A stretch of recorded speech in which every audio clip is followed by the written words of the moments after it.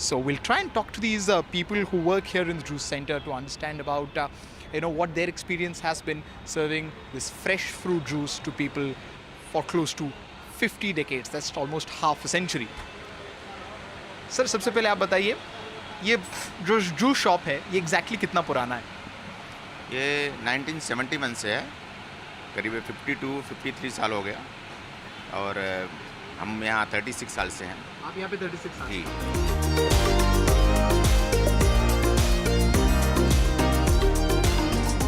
Worli has become the biggest selling point for the current Mahayuti government before the upcoming assembly elections here in Maharashtra. The amount of investment, especially in infrastructure, that Worli has seen is unheard of, not just in the state but also here in the city in the last 12 months. Be it this northbound coastal road, be it the newly opened arch bridge, or the series of ring roads that will be constructed here in this region and of course across the city, starting from Worli in the next 10 to 15 years, is going to relieve of the traffic here in the city. That will help the commuters and especially the people who come and work in Worli, as it has one of the most vibrant work culture in the city. आप कितने सालों से यहाँ वर्ली में cab चला रहे हो? 20 years. 20 years. जी। तो अगर मैं आपको पूछूं कि 20 साल पहले और अभी के वर्ली में फ़र्क क्या है? अगर हम रोड्स की बात करें, ट्रैफिक की बात करें, पोल्यूशन की बात करें, तो आपके हिसाब से वो फ़र्क कैसा है? तो रोड अभी ये फ्रीवे ये ब्रिज बनने समय ये फ़ायदा हो गया है कि जहाँ नरीमन पॉइंट से बांद्रा जाने के लिए हमें 1-1.5 घंटा लगता था, वो 15-20 मिनट में हम कवर कर लेते हैं। अच्छा। हाँ। तो आप बताइए कि आप कितने सालों से यहाँ पे कैब चला रहे हो? 14 साल हो गए। 14 साल हो गए। जैसे मैंने उनको पूछा, वैसे आपको पूछूंगा कि 14 साल पहले आपके हिसाब से वर्ली कैसा था और अभी वर्ली कैसा है? अगर हम अभी तो बहुत परिवर्तन हो गया, पूरा ये सब नज़ारा ही चेंज हो गया इधर का। ट्रैफिक वगैरह कम नीचे हुआ? ट्रैफिक तो बहुत कम हो गया, नहीं तो ये टाइम पे तो ये रोड पूरा जाम रहता था। पैदल रोड पूरा आपका, और ये जब से ये बना तब से पूरा कंट्रोल हो गया। हाँ, अभी तो कुछ नहीं, आराम से खड़े भी रह सकते हैं।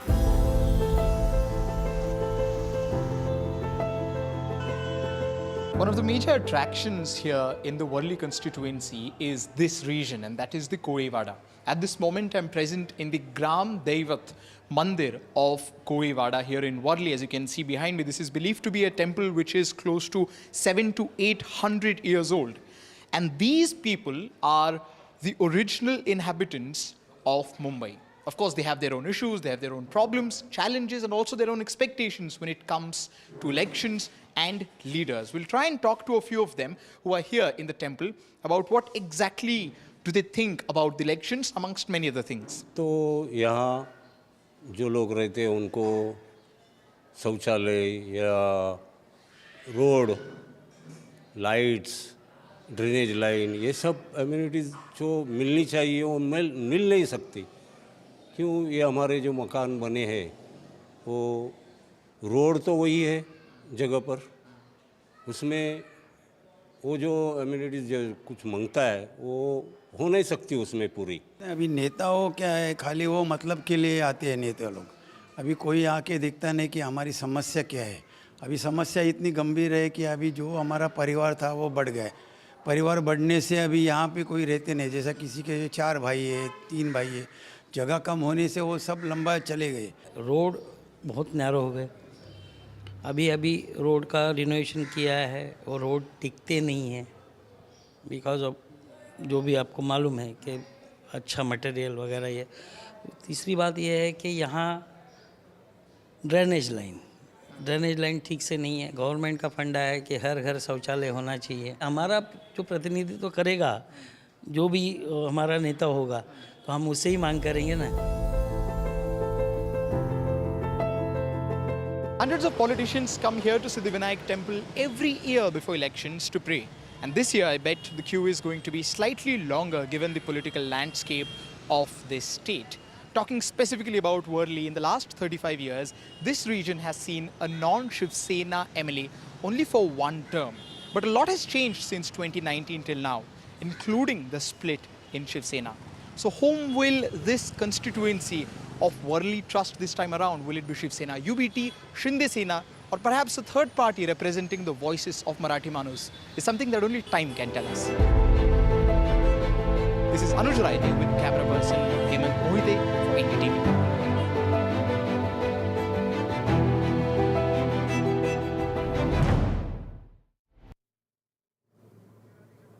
Right, interesting report there, Vedant, about Worli. Of course, it is a place which is much more different from other parts of Mumbai. In fact, it is quite peaceful, very affluent. But the big question really is Aditya Thackeray versus who? Because there's still, dispute between Shiv Sena and BJP over who will contest against Aditya Thackeray. So that is something we'll have to watch out for. Meanwhile, we'll slip into a short break. More updates on the other side.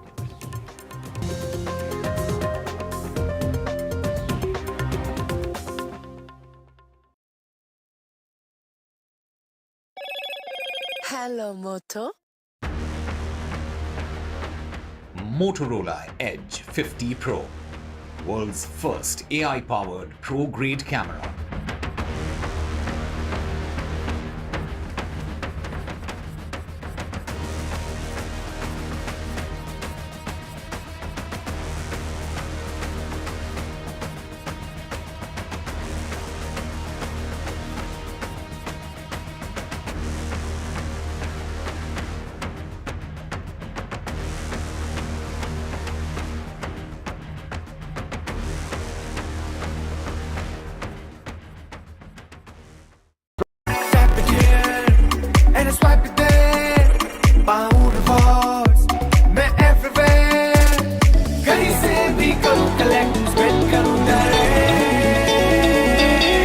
Download any single ID partner app, link your card and earn reward with top brand. Get it free with single ID.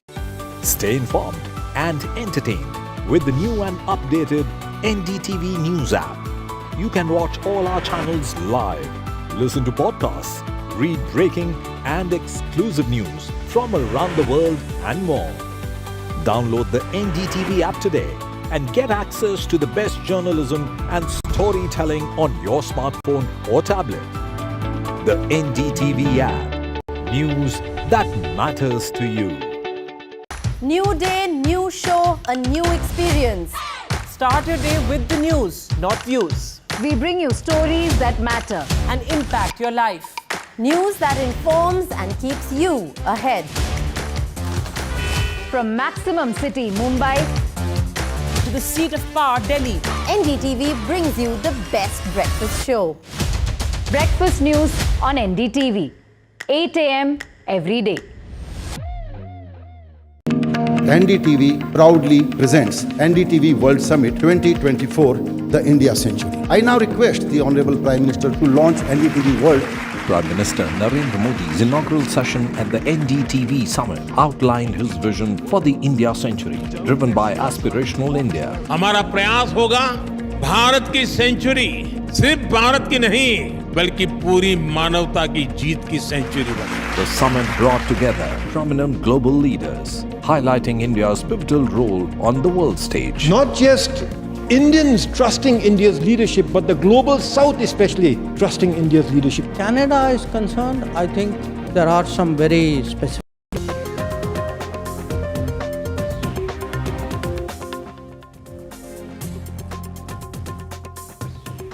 Welcome back onto Cyclone Dana. Vedant, Dana has made landfall on the Odisha coast, leading to heavy rain and strong winds in several areas of Odisha near the landfall area, and strong winds also being reported from West Bengal as well.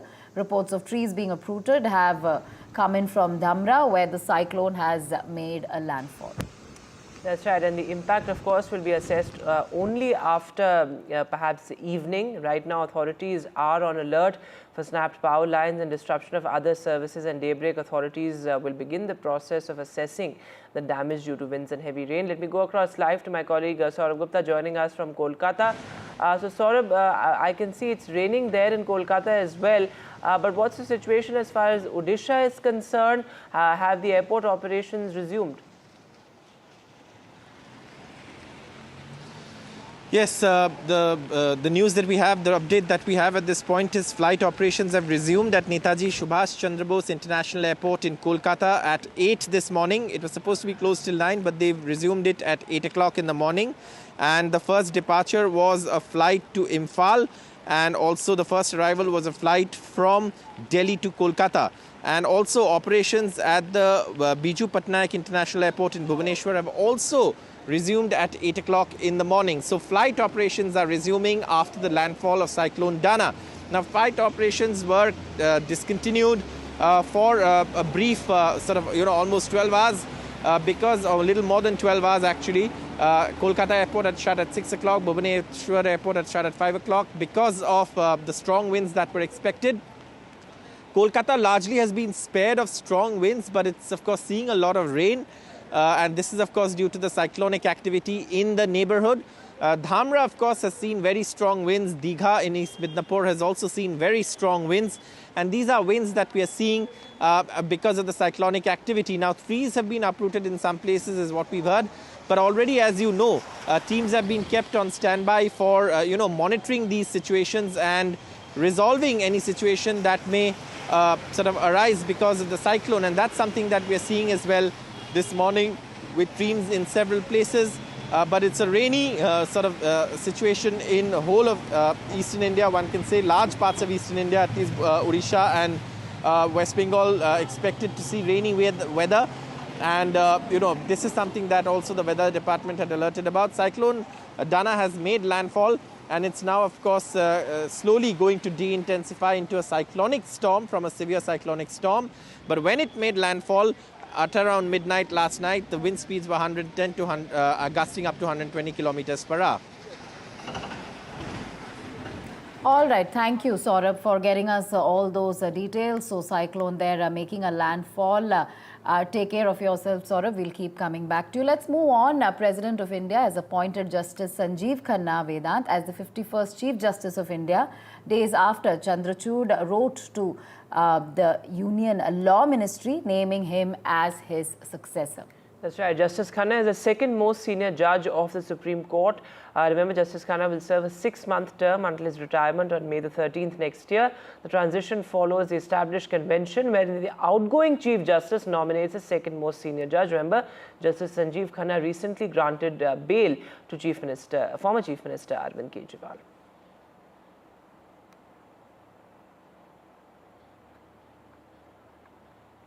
And Radhika, let's move on now to our special focus on the breakfast show. Well, India is witnessing a digital payment surge. Digital payments have emerged as a powerful catalyst for economic growth in India.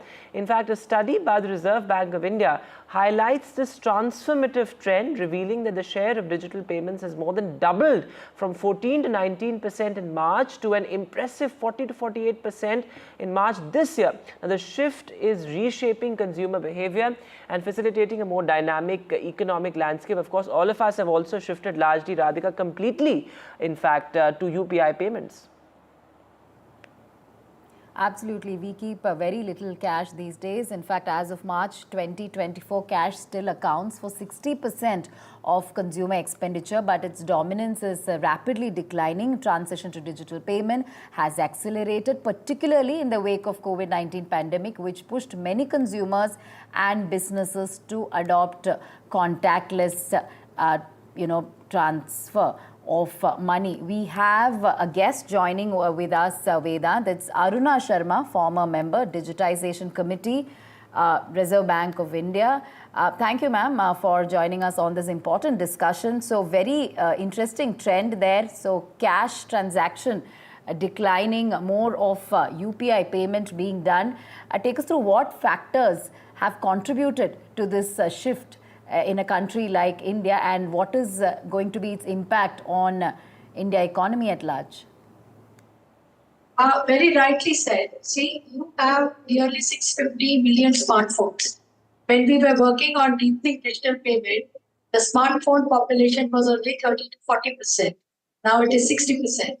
And then you have nearly 950 million internet subscribers. So you can see the moment you have a smartphone and the knowledge and the UPI access, then definitely this business is going to be to the tune of 10 trillion US dollars in coming 1 or 2 years.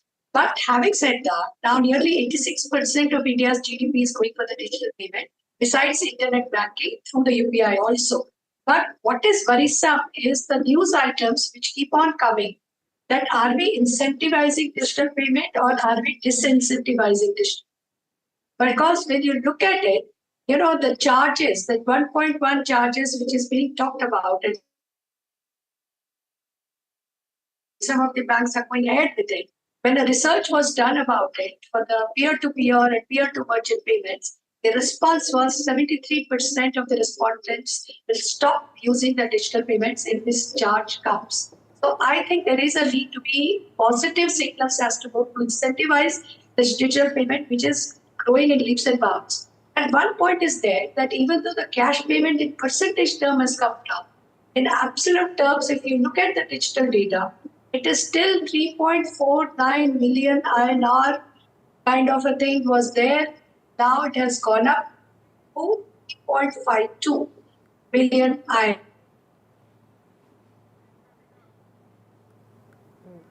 All right, thank you, ma'am, for getting us those important inputs there. Your line is patchy, so we couldn't hear much of it, but certainly this is interesting. India's digital payment surging. RBI study, they're saying that share of digital payment more than doubled in 3 years. Digital payment between 40 to 48% in March 2024, but still cash is continuing to be dominant, but perhaps, you know, that could also change in the coming years, Vedant. In fact, Radhika, let's move on now to some news from Delhi. Yes, go ahead. Yes. So the Delhi Development Authority, Vedant, is all set to revise its lifetime membership fees for sports complexes. DDA sports complexes have over 50,000 members. Take us through the details. What does this entail? You know, where is this membership fee extending? What are these sports complexes all about? And how will it impact an average citizen or members there, of course? That's right. These sports complexes, remember, Radhika, are extremely popular among Delhiites, particularly in South Delhi. These sports complexes are extremely popular. The authorities and the DDA say that this is being done in a sense to provide better facilities to members. But what's important here is that these are lifetime membership, that bracket that is going to be impacted. Now, remember, what I must also point out is that the DDA membership of sports complexes is extremely prestigious as well. In many cases, it's considered almost like a status symbol here in Delhi. My colleague Shreya Ghosh sent us this report.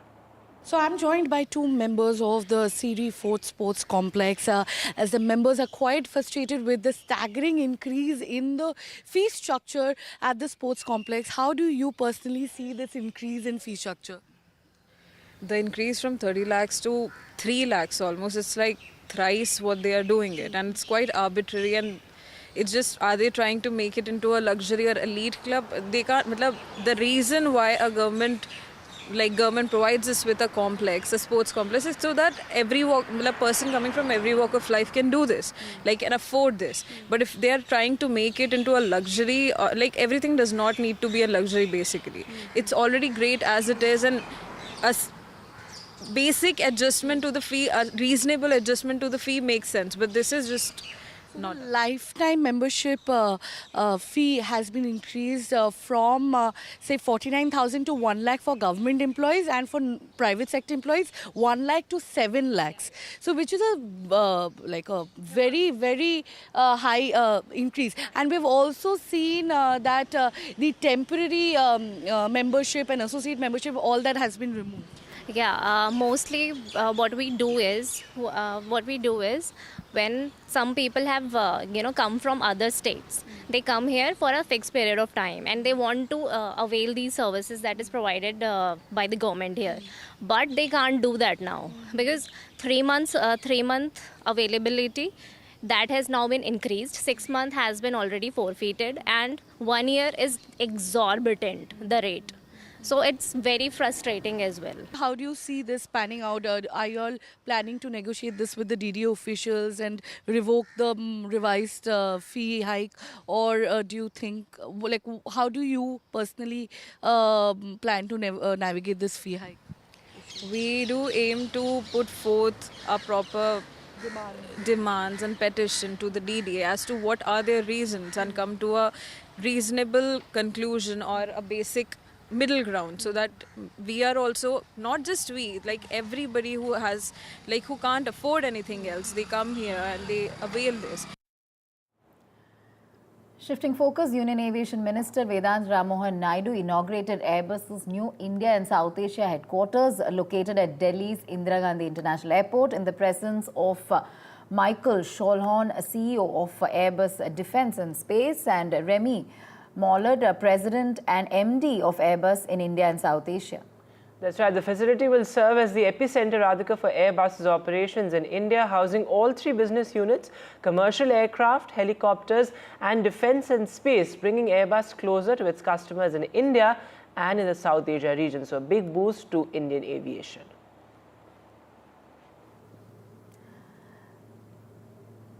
That's right. On to the world of entertainment now, Vedant. It's a festive Diwali for actor Kartik Aaryan, who's gearing up for his film Bhool Bhulaiya 3 on November 1. In fact, he spoke to Abhira about this film and so much more. That's right. He also spoke about his favorite Diwali traditions and much more. Let's listen into this conversation. Is Diwali just round the corner? What is your memories with Diwali? Tell us something if you can share with us. Childhood memories of Diwali and one ritual that you always make sure it's a Diwali ritual at home. All of us wear new clothes. That's one thing which we follow at home.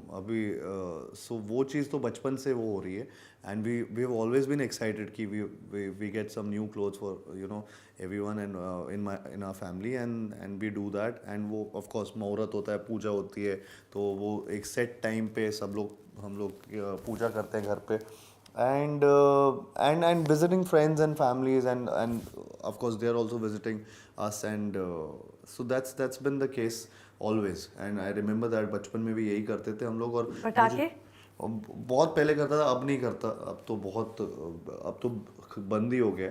But बचपन में होता था, but बहुत अब and also but I was excited about the fact that sweets या ये सब जो खाना बनता था, उसके लिए मैं बहुत excited होता था. अभी भी खाना बनता है अच्छा. अभी भी वो all those like sweets and मिठाइयाँ and मठरी और गजक और ये so there are stuff which specifically जो दिवाली में बनती है, and so I enjoy that. I really look forward to Diwali days. Because last time when I met you, मुझे पता है आप diet पे थे, चंदन champion हुआ था, and you told me about all that crazy diet you were doing. Remember? Yeah.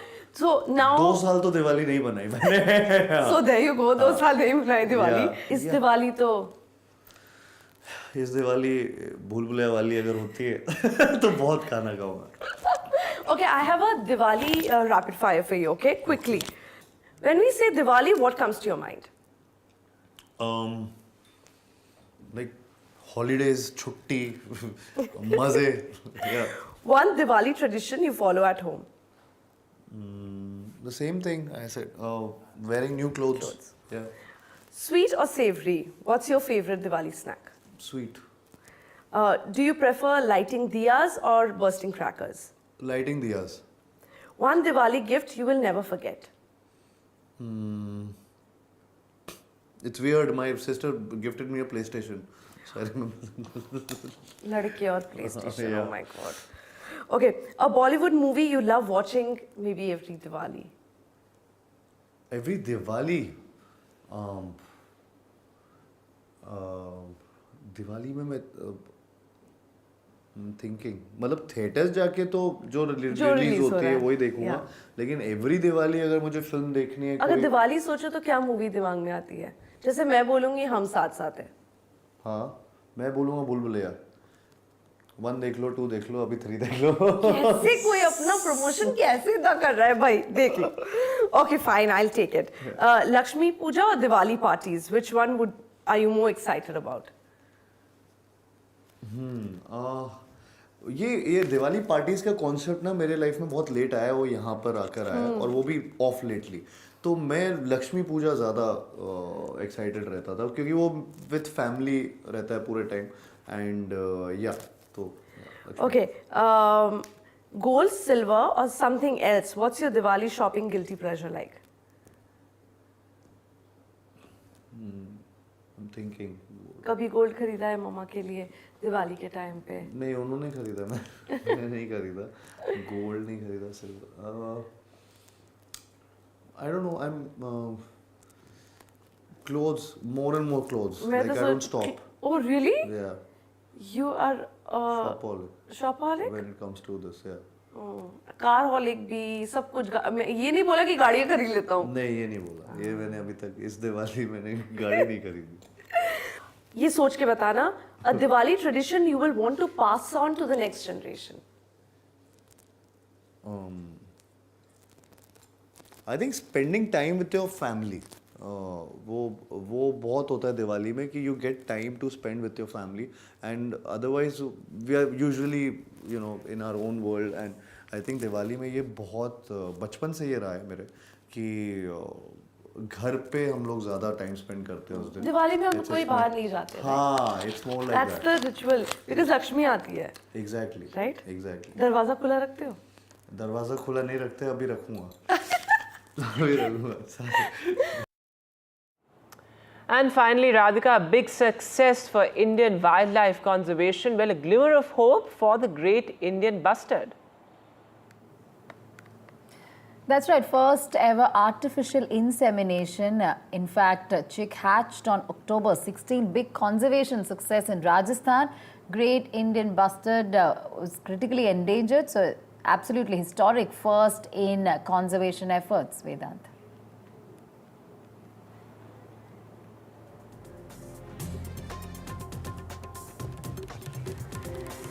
All right, that's all we have on this bulletin of Breakfast Show. Vedant, we'll be back with more for Breakfast Show on Monday. Meanwhile, news and updates continue. Thanks so much for watching and do stay tuned.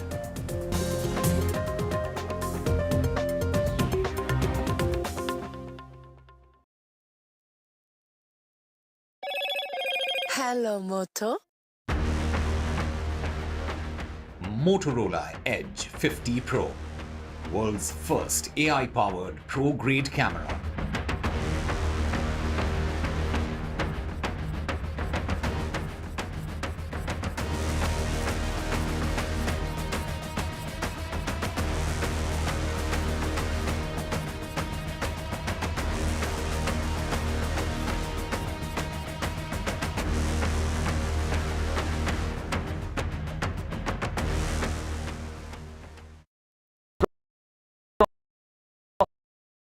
I've been reporting on all issues, big and small, from Andhra Pradesh, Telangana, rest of South India, bringing you all the action, all that you need to know, all that you want to know. The energy of Maximum City is infectious. I bring in that energy in our news coverage from financial capital, Mumbai. India's IT capital is always bustling. It's literally a city that never sleeps. And I keep you ahead on all the Bengaluru buzz. Covering from the southernmost part of India over the last 23 years, I bring in-depth and 360-degree coverage from the Dravidian heartland. The land of Mishti is also known for its bitter politics. I have seen much water flow under the Howrah Bridge, covering Bengal in all its vivid colors.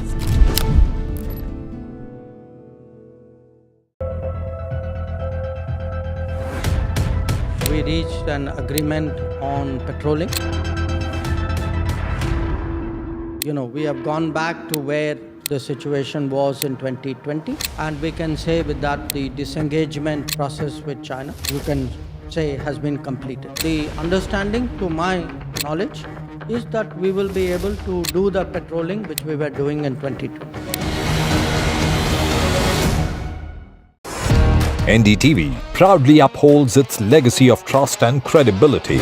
According to the prestigious Reuters Institute's Digital News Report 2024, NDTV is the top-most news platform in the country.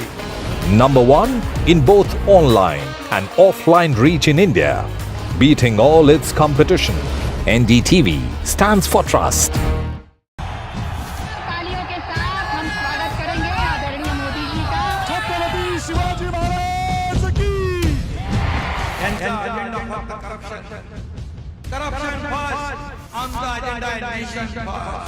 घोषणा आणि जनतेचे पैसे लुटणं cut commission आणि करप्शनला आमच्याकडे थारा नाही. त्यांचा परिवारवाद आमचा महाराष्ट्रवाद. महाराष्ट्रामध्ये 1,75,000 जागा रिक्त आहेत. मग का भरत नाही? राज्याची जनतेच्या घमाच्या पैशाची तिजोरी लुटण्यासाठी हे सरकार आहे. पूर्वीच्या सरकारच्या काळामध्ये निधी देताना त्यांना असं वाटायचं की त्यांच्याच खिशातले पैसे चालले. शेतकऱ्यांना मोफत वीज देण्याचं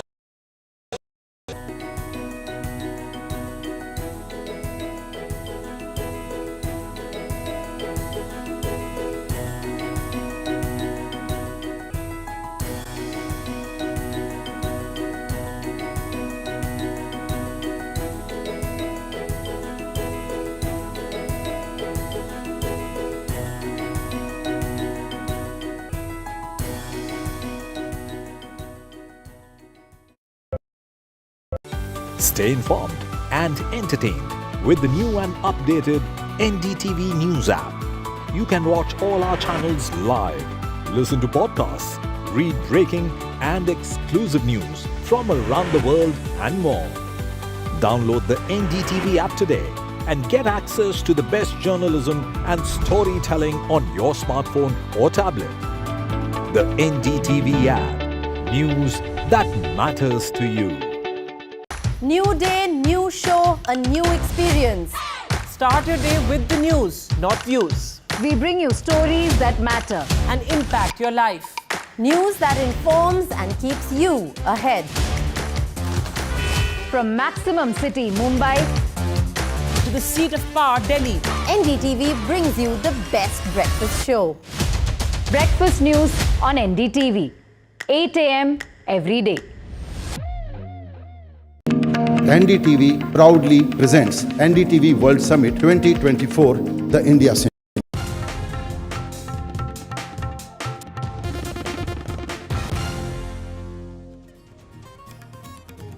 A very good morning. You're watching NDTV 24/7. I'm Divya Vata. We have a whole lot lined up for you over the next 1 hour, including details of a severe Cyclone Dana that made landfall late last night till early this morning. We'll get you all that's happening as far as the coastline of West Bengal and Odisha is concerned, where the impact has been felt the most. But first, the headlines. Severe Cyclone Dana made a landfall between Kedrapara district as well as the district of Bhadra, with a wind speed of 110 gusting to 120 kmph, bringing in extremely heavy rain. The impact was felt all the way till Jharkhand. 2 Jawans and 2 civilians have been killed in a terror attack. We're talking about 2 soldiers and 2 porters who were killed in that attack in Baramulla. 3 others have been injured. Ex-Chief Minister Prithviraj Chavan in Congress's first list as far as the state of Maharashtra is concerned of 48 candidates. And after this is right after the MVA, the Mahavikas Aghadi announced its 85-85-85 seat sharing formula. And it was Aditya Thackeray who filed his nomination yesterday from Worli, and we get you this ground report as to what are the voters in Mumbai really basing their vote on this time around. German Chancellor Olaf Scholz arrives in Delhi on a 3-day visit. He'll be holding talks with Prime Minister Modi, talks that are going to be ranging in various issues, including strategic ties.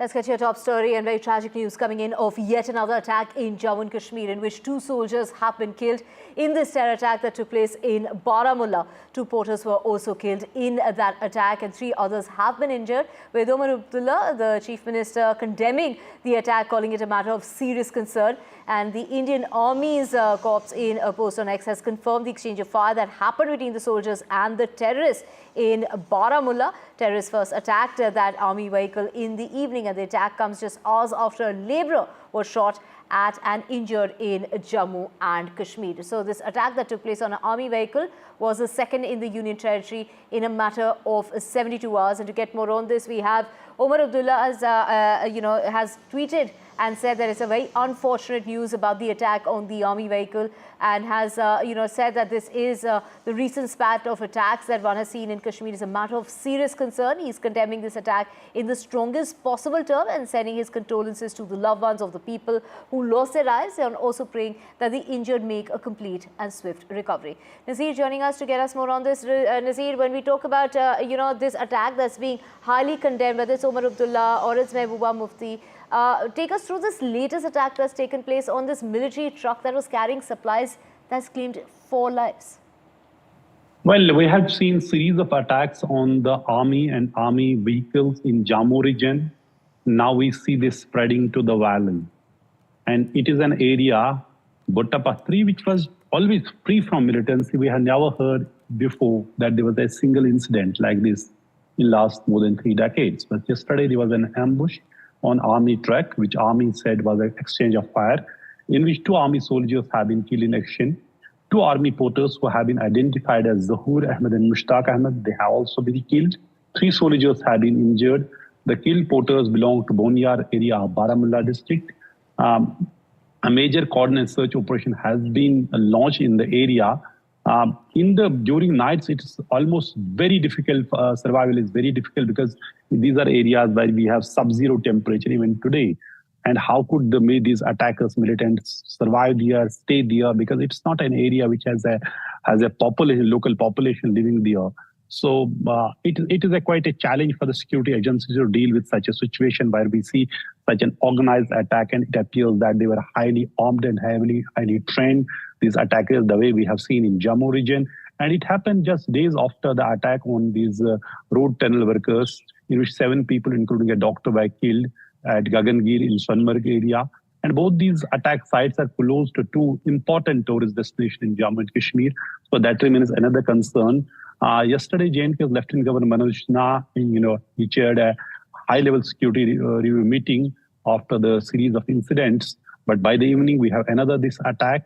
And Lieutenant Governor has said that he has asked Army, he talked to top Army commanders, asked them to for swift action and eliminate the attackers.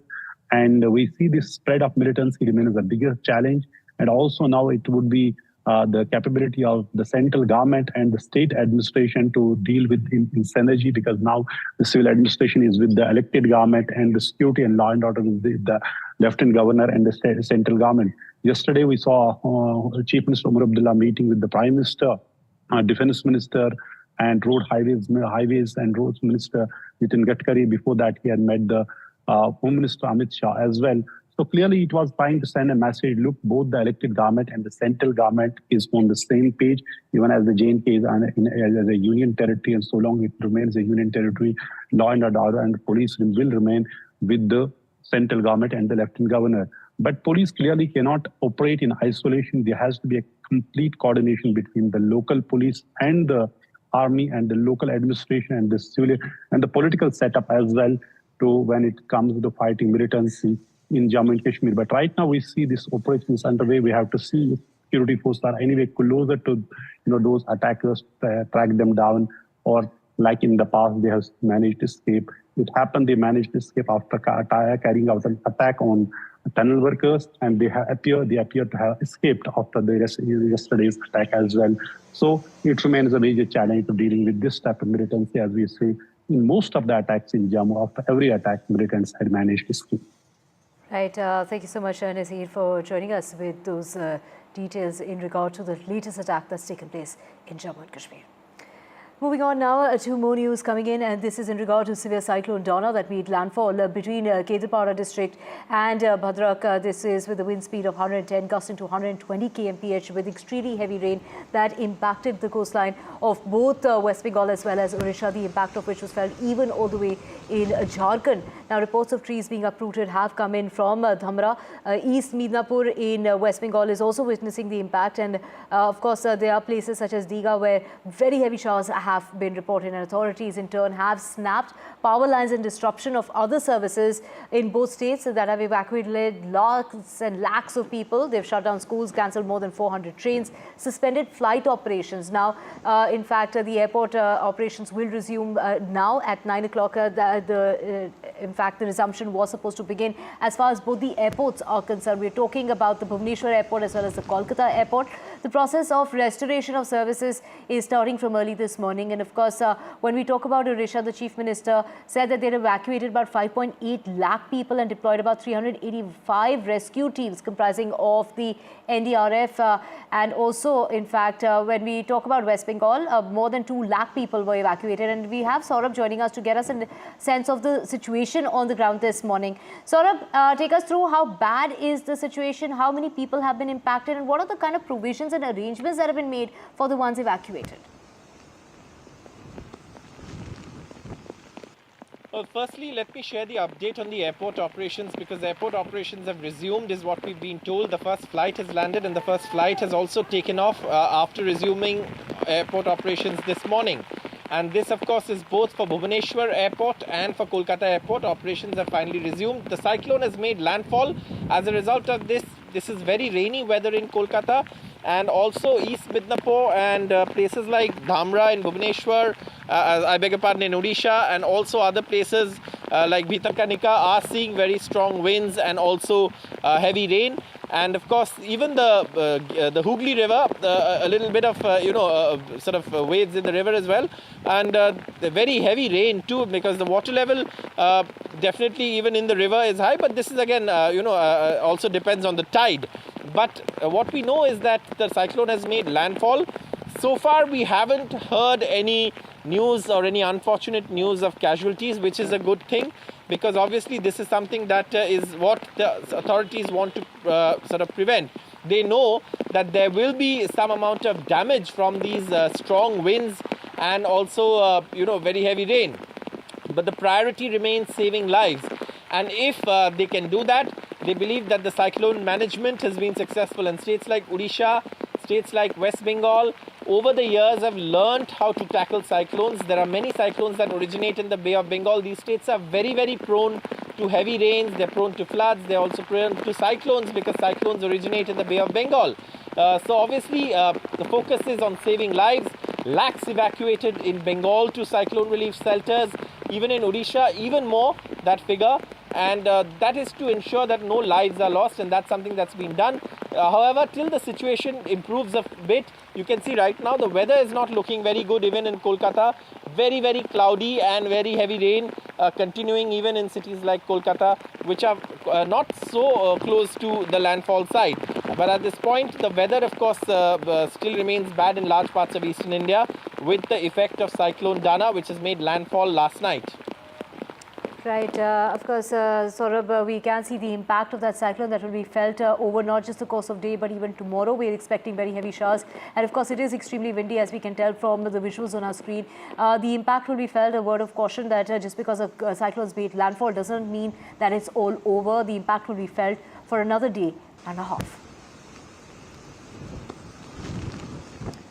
Moving on now to Maharashtra, the Congress has released its first list of 48 candidates for the polls that are coming up on the 20th of November. Former Maharashtra Chief Minister Pritam Singh will be contesting from his bastion of Karad South, and also its chief of the Congress party, Nana Patole, who will be the MBA candidate from Sakoli. And to get more on this, we have Radhika joining us. So, we'll just have Radhika with us. But when we talk about that list that's finally been released by the Congress party, it comes on the heels of the MVA. They're releasing its own list. Do remember, the formula was 85, 85, 85. It's a three-way contest. And of course, let's just go across to Radhika, who's joining us. Radhika, take us through the big names on this list that has been released by the Congress party. That's right. Congress finally releasing its first list. 48 candidates have been named in the list, and at least about 25 existing MLAs have been retained in this list. Many new faces, new names as well as part of candidate list. Now, yes, many big names. Prithviraj Chavan, former Chief Minister, Nana Patole, of course, the Maharashtra Congress President, Vijay Wadetiwar, opposition leader, as well as several other names. And a few Mumbai names and candidates have also been named as part of this particular list. This is the first list as far as the Congress party is concerned. It was released late last night, post, of course, both UBT Sena as well as NCP releasing the list. So all in all, as of now, at least about 140 to 150 names have been released by the MVA. And as far as Mahayuti is concerned, close to 180 names have been released. And, we know for a fact that, as you mentioned, MVA had spoken about that 85 each party formula, 85, which is about 255 seats. And they haven't really spoken about the remaining 33 seats. There are disputed seats in those. Some will go to smaller parties. Yet there will be at least about 12 to 15 seats that are still disputed. The dispute is between Sena as well as the Congress party. None of the disputed names have been sorted at this point, which is why we won't see that many Vidarbha and a few Mumbai seats in the list of seats that have been announced so far. So yes, discussions on that front still continuing. There is a possibility that a second list may be out today by either the Congress party or perhaps NCP Sharad Pawar, because as of now, there are at least about 100 to 130 names that are yet to be released by the MVA. So yes, Congress among the last to release its first list. 48 people have been named. Several top leaders of Maharashtra Congress have been named, and at least about 25 existing MLAs have been retained. Right, Radhika, stay with us for our next story as well. And this is news just coming in regard to Baba Siddiqui's son, who is now going to be joining the Ajit Pawar faction of the NCP. What details do you have for us?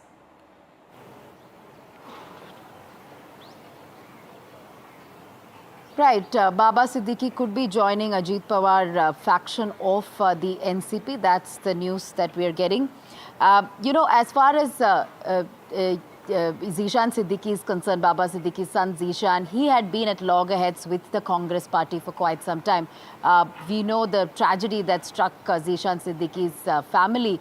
Baba Siddiqui was murdered allegedly by Lawrence Bishnoi gang, and now Zeeshan Siddiqui had put out certain posts in the recent past, especially the last couple of days, over the way MVA, several leaders within MVA had, reacted, and how there was, somebody else within Bandra East constituency they had named, which had angered Zeeshan Siddiqui. So therefore, he is believed to have met people from Mahayuti, especially NCP Ajit Pawar. And we know for a fact that Baba Siddiqui himself had left the Congress party and joined the other side just about a year back. However, Zeeshan continued to be with the Congress party, but as a result of disagreements and a result of another person being fielded in his constituency where he had a stronghold, he's disappointed, and therefore he's decided to join hands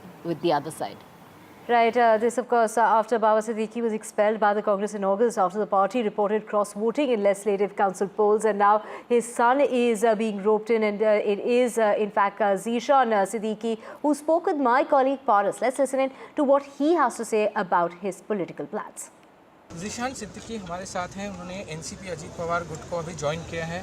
sir, Ajit Pawar गुट को join किया है, अपने form लेने के लिए पहुंचे थे। सर, पूरा बताएं क्या मामला है। देखिए, जैसे आपको पता है कि आज अजीत दादा के नेतृत्व में, सुनील तटकरे जी के नेतृत्व में, प्रफुल्ल पटेल जी के नेतृत्व में मुझे वांद्रे पूर्व में लड़ने का फिर एक बार मौका मिला है। मेरे और मेरे साथी इधर आए हैं और मुझे पूरी उम्मीद है, यकीन है कि मैं फिर से वांद्रे पूर्व के लोगों के साथ रहूँगा, जीतूँगा, और मेरा जो पिताजी का, बाबा सिद्दीकी जी का अधूरा सपना है, उनको वापस पूरा करूँगा। पूरी जनता मेरे साथ है, और जो महाविकास आघाड़ी अपना खेल खेल रही है, तो इस कठिन समय में भी खेल खेल रही है, उसका जवाब वो जनता वोटों से देगी। ज़ीशान, बांद्रा में जब आप थे उस समय आपने इतना आला काम किया कि लोग अभी भी आपके काम को मानते हैं। इस समय थोड़ा सा कठिन है, बाबा सिद्दीकी नहीं रहे, उसके बाद इस तरीके का निर्णय आपकी तरफ से आया है। क्या कारण थे जो इस निर्णय को आपने आगे बढ़ाया? मेरे पिताजी एक शेर थे, उनका खून मेरे रगों के अंदर है। तो कोई लोग कह रहे थे कि मैं चुनाव के मैदान को छोड़ के जाऊंगा, तो मेरे पिताजी ने मुझे ऐसा बड़ा नहीं किया था। उनकी लड़ाई है, आगे मुझे लड़नी है, लड़ेंगे और जीतेंगे। जिसने सम्मान दिया है उसके साथ आखिरी दम तक रहेंगे। And of course, it's the day of filing nomination. It's Maharashtra's Deputy Chief Minister Devendra Fadnavis who will be filing his nomination papers from Nagpur Southwest Assembly constituency today. The BJP has already released its first list of candidates for the upcoming Maharashtra Assembly elections. And as for that BJP list that was released, the party's Nagpur South candidate Mohan Mate and Nagpur East candidate Krishna Khopade will also be filing their nomination at the Nagpur District Collectorate today.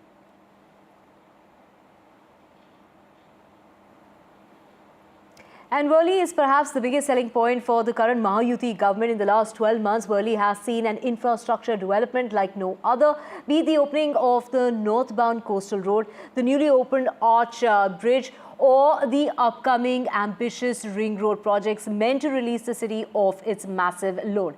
Can Aditya Thackeray retain Worli? Well, he filed his nomination papers from Worli yesterday. Let's listen in.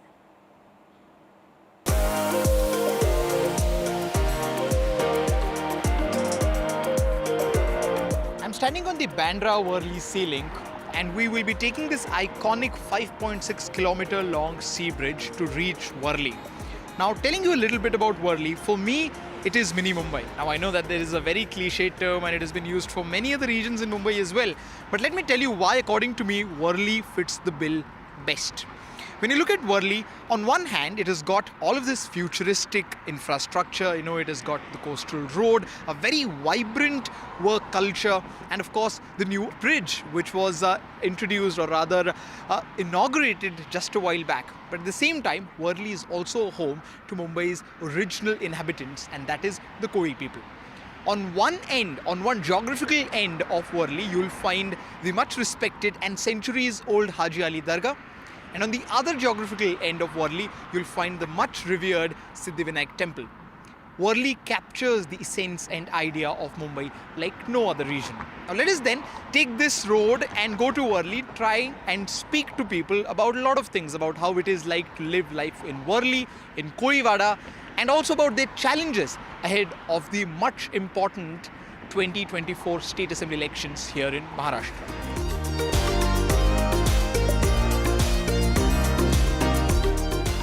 What you see on your screen right now is the Worli Kolivada. Of course, there are different types on different types of Kolivadas located across the city here in Mumbai, and this is one of the more prominent or one of the older ones. Now, the complaints by the Koli community staying here is that projects like the Sea Link, projects like Coastal Road might affect their business. And as said before, the government is trying to draw a fine line, but nothing has kind of made people there believe that their profession will go on and their age-old traditional business of catching fishes will stay safe completely.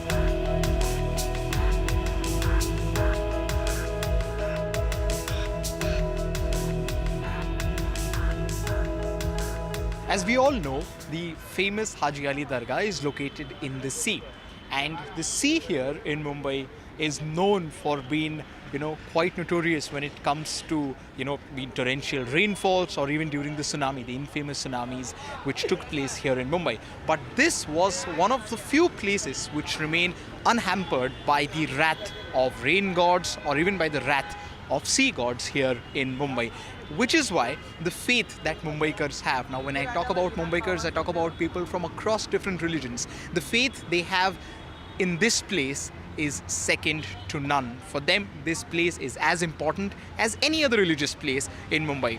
Of course, we are not allowed to go inside, but there are a few shopkeepers, who serve the people who come here by giving them flowers, by giving them chadars, and we'd like to talk to them about how their experience has been regarding all of this. Sir, सबसे पहले बताइए कि आप कितने सालों से ये जो आपका स्टॉल है यहाँ पे कितने सालों से? 130 साल से। 130 साल से। मतलब आप ही के फैमिली का ये? हाँ, फैमिली का ही। अच्छा।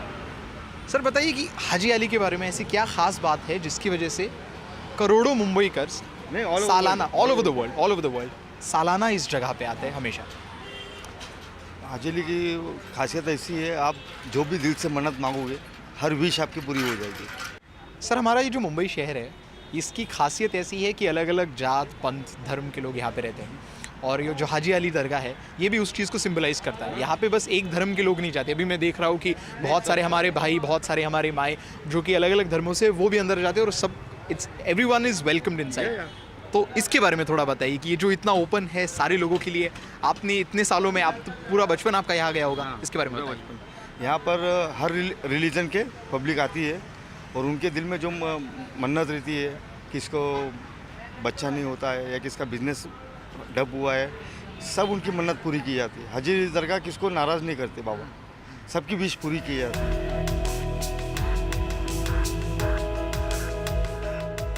और सर, ये भी पिछले कुछ हफ्तों पहले कुछ थ्रेट्स आए थे, जब मुंबई में कभी भी सिक्योरिटी थ्रेट आता है तो हाजी अली में सिक्योरिटी बढ़ाई जाती है, सिद्धिविनायक में सिक्योरिटी बढ़ाई जाती है। तो आप जैसे लोग जो कि यहाँ पे इतने सालों से रह रहे हो, तो आप इन थ्रेट्स को कैसे परसीव करती हो? क्या हमारा तो 24 आवर्स हम लोग अलर्ट रहते हैं। हाँ।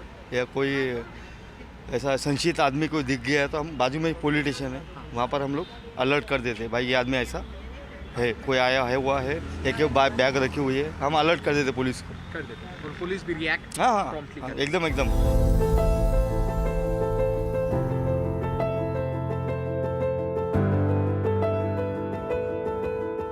Just like the Mumbai city, even Haji Ali Dargah is known for its diversity. And when you know, are crossing through this road, which is right in front of Haji Ali Dargah, and an important point here in South Mumbai, in Worli region of South Mumbai, you'll see this famous and close to a 50-year-old juice shop, which goes by the name Haji Ali Juice Center. And for many who come from outside the place, this juice shop has become synonymous to the Dargah. So we'll try and talk to these people who work here in the juice center to understand about what their experience has been serving this fresh fruit juice to people for close to 50 decades. That's almost half a century. Sir, सबसे पहले आप बताइए, ये जो juice shop है ये exactly कितना पुराना है? ये 1971 से है, करीब 52-53 साल हो गया और हम यहाँ 36 साल से हैं। आप यहाँ पे 36 साल? जी।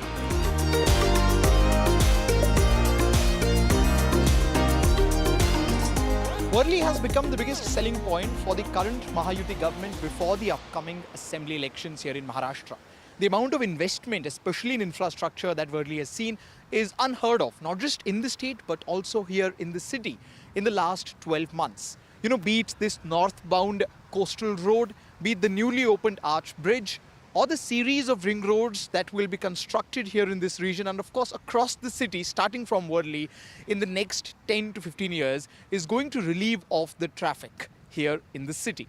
That will help the commuters and especially the people who come and work in Worli, as it has one of the most vibrant work culture in the city. आप कितने सालों से यहाँ वर्ली में कैब चला रहे हो? 20 years. 20 years. जी। तो अगर मैं आपको पूछूं कि 20 साल पहले और अभी के वर्ली में फ़र्क क्या है? अगर हम रोड्स की बात करें, ट्रैफिक की बात करें, पोल्यूशन की बात करें, तो आपके हिसाब से वो फ़र्क कैसा होगा? तो रोड अभी ये फ्रीवे, ये ब्रिज बनने समय ये फ़ायदा हो गया है कि जहाँ नरीमन पॉइंट से बांद्रा जाने के लिए हमें 1-1.5 घंटा लगता था, वो 15-20 मिनट में हम कवर कर लेते हैं। अच्छा। हाँ। तो आप बताइए कि आप कितने सालों से यहाँ पे कैब चला रहे हो? 14 साल हो गया सर। 14 साल हो गए। जैसे मैंने उनको पूछा, वैसे आपको पूछूंगा कि 14 साल पहले आपके हिसाब से वर्ली कैसा था और अभी वर्ली कैसा है? अगर हम अभी तो बहुत परिवर्तन हो गया, पूरा ये सब नज़ारा ही चेंज हो गया इधर का। ट्रैफिक वगैरह कम नीचे हुआ? ट्रैफिक तो बहुत कम हो गया, नहीं तो ये टाइम पे तो ये रोड पूरा जाम रहता था। पैदल रोड पूरा आपका, और ये जब से ये बना तब से पूरा कंट्रोल हो गया। हाँ, अभी तो कुछ नहीं, आराम से खड़े भी रह सकते हैं।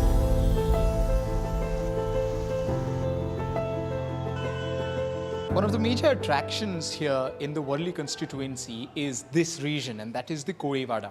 At this moment, I'm present in the Gram Devat Mandir of Koevada here in Worli. As you can see behind me, this is believed to be a temple which is close to 700 to 800 years old.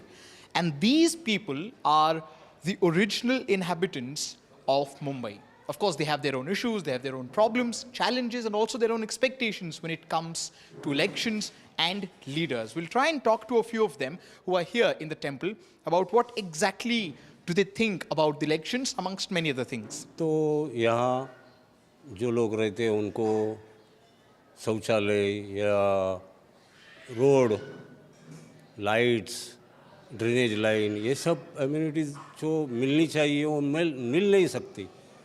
क्यों? ये हमारे जो मकान बने हैं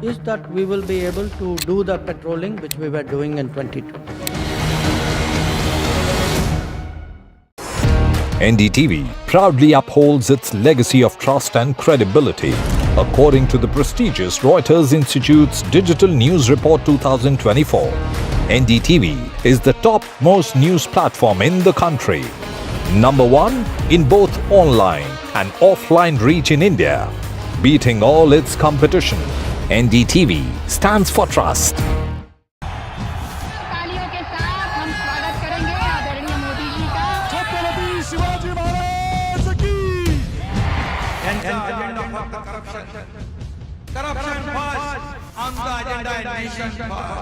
घोषणा आणि जनतेचे पैसे लुटणं. कमिशन आणि करप्शनला आमच्याकडे थारा नाही. त्यांचा परिवारवाद आमचा महाराष्ट्रामध्ये 1,75,000 जागा रिक्त आहेत. मग का भरत नाही? राज्याची जनतेच्या घमाच्या पैशाची तिजोरी लुट.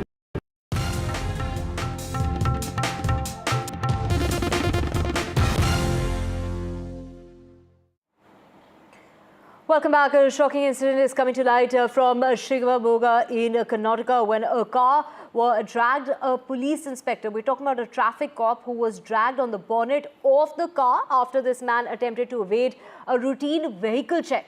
As the officer attempted to stop the car, he grabbed onto the front and instead of halting, the man went ahead and drove, sped away in fact, and which is why the police cop, this is the traffic police officer who was on the bonnet, was dragged for almost 100 meters. We have Pratima joining us on the phone line. Pratima, what kind of a incident is this that's come to light where a traffic police who's doing his job was dragged on the bonnet of a car for 100 meters? Well, the traffic cop was only doing his duty. He was part of the routine vehicle check and inspection, and there was a traffic police officer who was dragged on the bonnet of a car for nearly 100 meters because the driver refused to stop. The officer, identified as Sabu, was enforcing traffic regulations, and when he attempted to flag down the car is when this incident seems to have happened.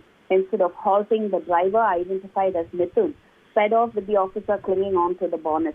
The police have identified the accused and are in the process of securing his arrest. This has definitely come as a big shock to not just Shimoga but to the entire citizens of Karnataka.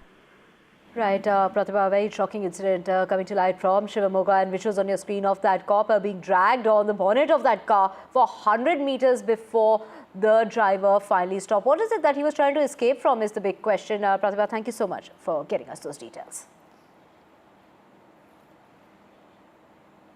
And let's get you the very latest in the firing that took place outside Salman Khan's residence. Now, jailed gangster Lawrence Bishnoi's brother, Anmol Bishnoi, who is operating in Canada. He's operating from Canada and the US, is now in the National Investigation Agency's wanted list. The federal agency has included Anmol Bishnoi in its most wanted list and declared a reward of 10 lakh rupees. We have Shreya joining us. Shreya, take us through the involvement of Anmol Bishnoi when it comes to the firing that took place outside superstar Salman Khan's residence back in April, and more recently the death of Baba Siddiqui.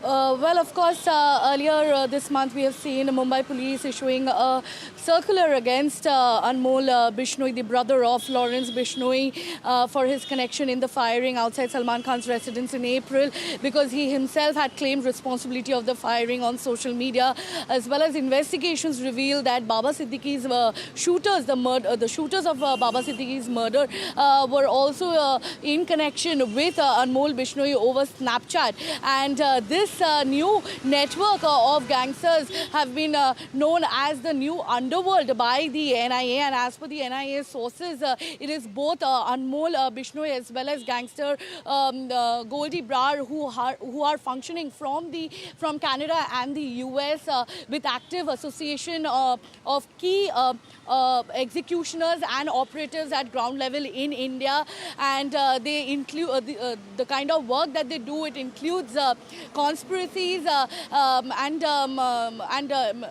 conspiracies involving the gangsters who are jailed in different jails across India, and they plan these they plan these executions, as well as they terrorize and threaten political leaders, singers, industrialists to extort large amounts of money, and they also indulge in elimination and killings if they don't pay up. This is their main conspiracy that are being operated from Canada and US, and of course the recruitment to these gangs and the payment of the gang leaders and supply of weapons also happen from abroad by Anmol Bishnoi, as well as Lawrence Bishnoi's close-eyed Goldie Brar, and this has been known as the new underworld by the NIA sources, and they're of course spread across the different states and union territories in India, and amidst these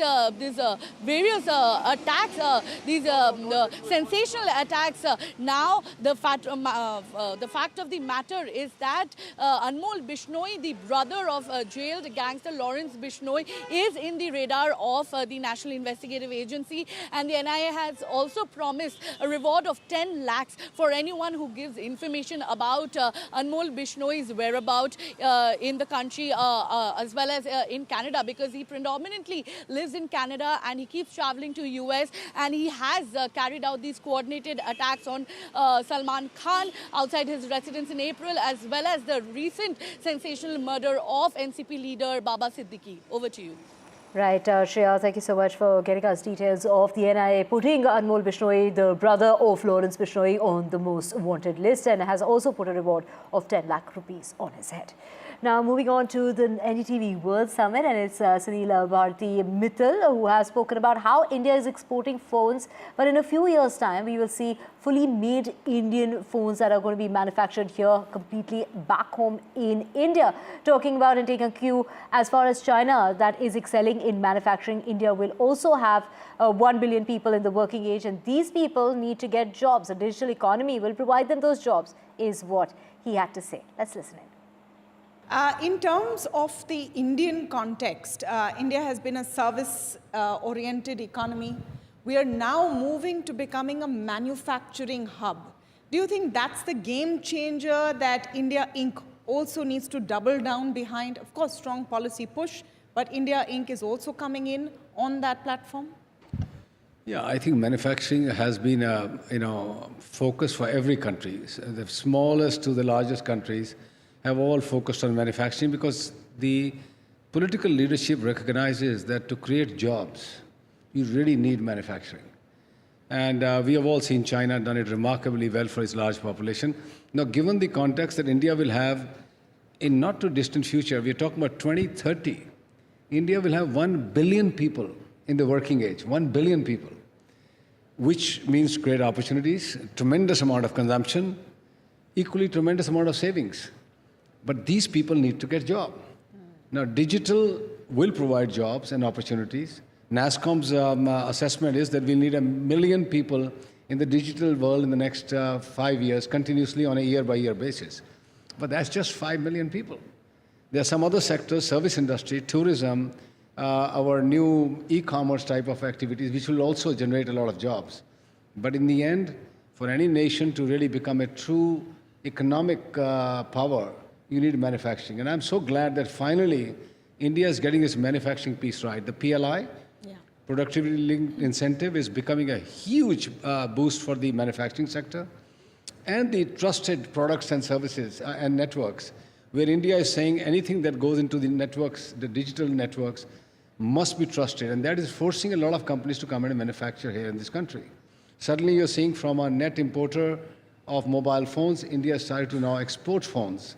And as our Prime Minister mentioned just last week, that India will eventually start to produce mobile phones in India, not just assembling them, but right from the semiconductor stage to the glass shells, to the entire structure of the phones and its circuitry being made in India. So you will in the next few years have a truly fully India-made mobile phones. And just an example of how manufacturing is taking place. So electronics, hardware manufacturing, software, in any case, India has been very strong.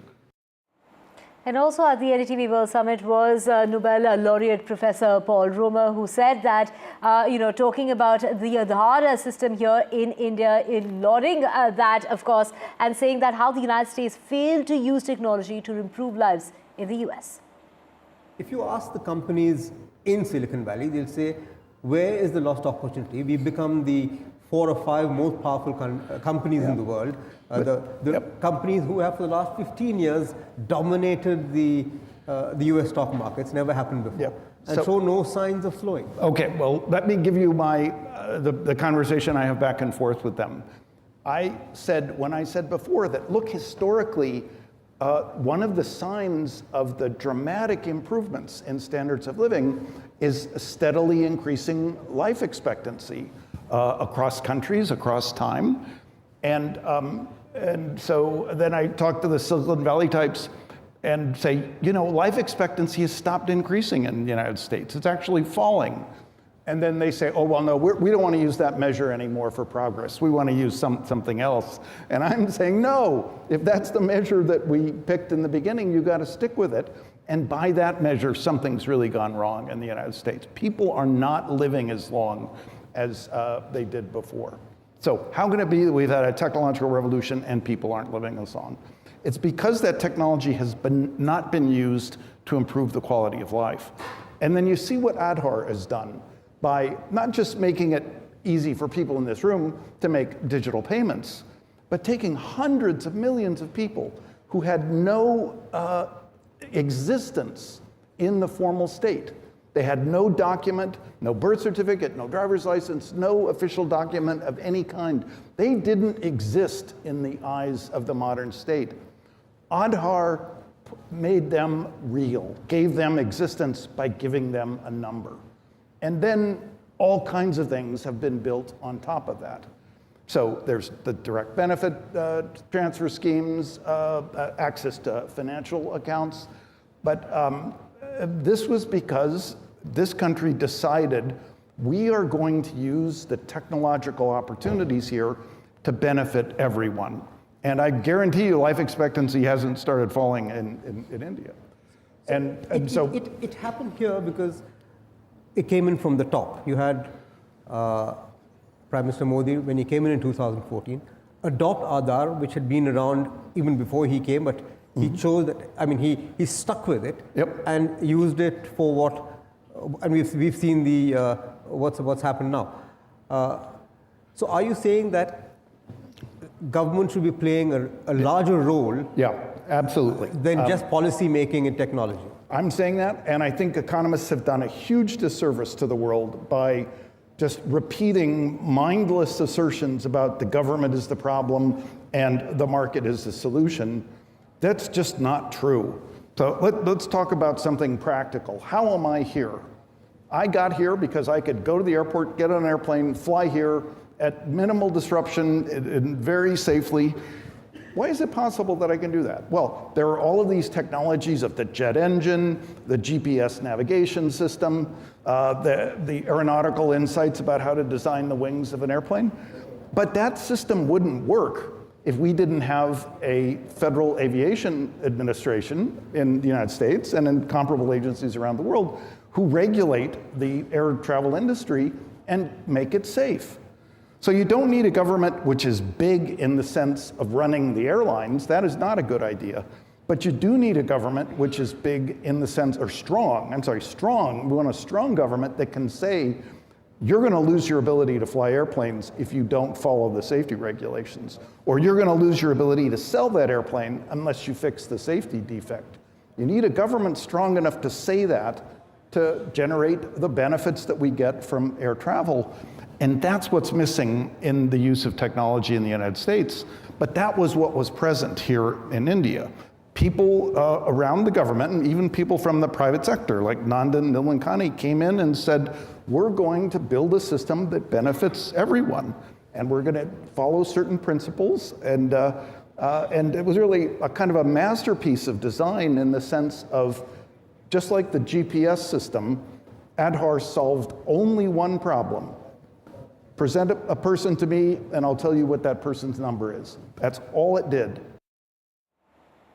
And switching tracks now, former Indian the Indian women's hockey team captain Rani Rampal announced her retirement on Thursday, ending her 16-year career. The 29-year-old will sign off as one of India's most decorated hockey players after leading the women's team to its best ever finish at the Olympics, a 4th place at the Tokyo Games in 2021. My colleague Vimal Mohan spoke with her. Let's listen in. Hockey की queen Rani Rampal